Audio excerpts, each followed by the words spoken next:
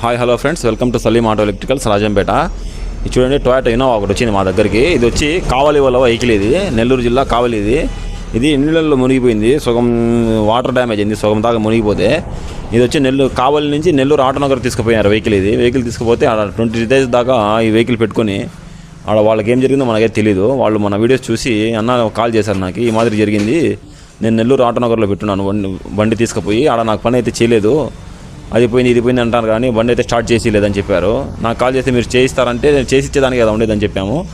సరే, అతను 9,000 పెట్టి నెల్లూరు ఆటోనగర్ నుంచి రాజంపేటకి లాక్కొని వచ్చేసి టోయిన్ చేసుకుని వెహికల్ తీసుకొచ్చి మన దగ్గర పెట్టేశారు. దీని కంప్లైంట్ ఏమేమి ఉన్నాయో చెక్ చేద్దాము.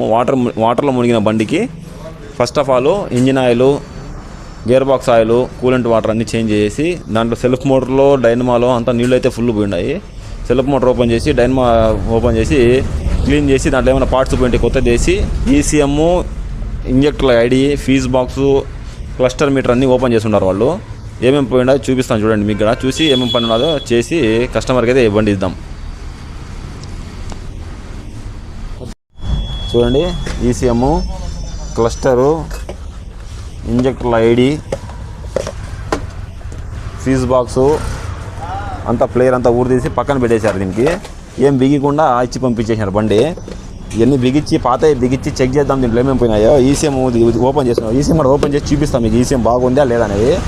ఈ ఫీజ్ బాక్స్, ఇంజెక్టర్ ఐడి అయితే పోదు. నేను కూడా ఎందుకు పోయింది అనుకుంటానంటే ఇదైతే హోల్ పడి ఉన్నది, దీంట్లో నుంచి ఏమైనా వాటర్ లీక్ అయిపోయిందా. ఫస్ట్ ఆఫ్ ఆల్ ఇదే బెస్ట్ పాద్ది వేసి చెక్ చేస్తా, బాగుంటే నో ప్రాబ్లం, బ్లాక్ లేకుంటే చేంజ్ చేయాల్సి వస్తుంది. ఇది ఈసీఎం చెక్ చేద్దాము. చూడండి, బండిలో ఏ హైట్ ఈ దాకా నీళ్ళు వచ్చినాయి చూడండి, సగం బండి మునిగిపోయింది. ఇది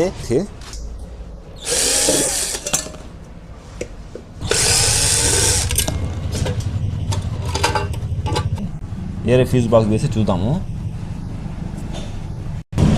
చూడండి, ఈసీఎం అంతా డ్యామేజ్ అయిపోయింది, ఇది అన్ని ఐసీలన్నీ షార్ట్ అయిపోయినాయి. చూడండి,